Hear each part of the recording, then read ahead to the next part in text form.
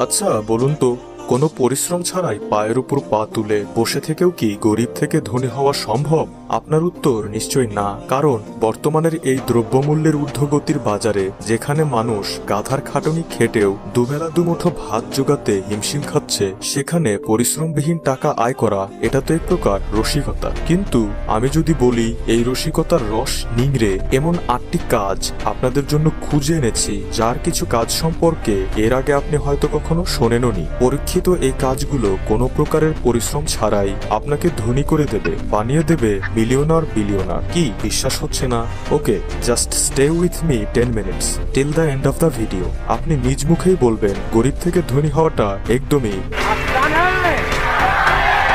খেয়াল করলে দেখবেন আমরা একদল মানুষ টাকার নাম শুনলে আগ্রহ হারাই। কে বা কারা আমাদের মাথায় ঢুকিয়ে দিয়েছে টাকা মানুষকে সুখ দিতে পারে না, তাছাড়া আমি কি করব এত টাকা দিয়ে, একদিন তো মরেই যাব।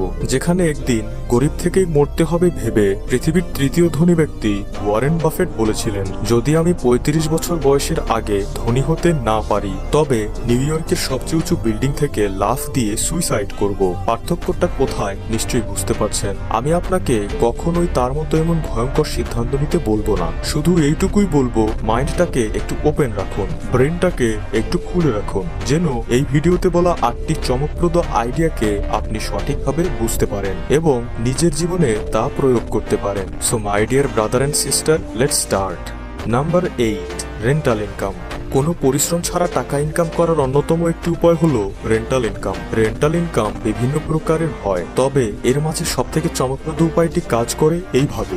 ধরুন আপনার একটি জমি রয়েছে, সে জমিতে আপনি লোনের মাধ্যমে একটি বিল্ডিং তৈরি করলেন এবং তার রেন্টে বা ভাড়ায় চড়িয়ে দিলেন। বাড়ি ভাড়ার টাকা দিয়ে আপনি লোন শোধ করতে থাকলেন। একটা সময় লোন শোধ হবার পর বাড়িও আপনার আর ভাড়াও আপনার, মানে রাজ্য রাজকুমারী দুটোই। তবে এই আইডিয়াটি প্রয়োগ করার ক্ষেত্রে জায়গাটি বাড়ি ভাড়ার জন্য কতটা উপযোগী তা অবশ্যই আপনাকে খতিয়ে দেখতে হবে।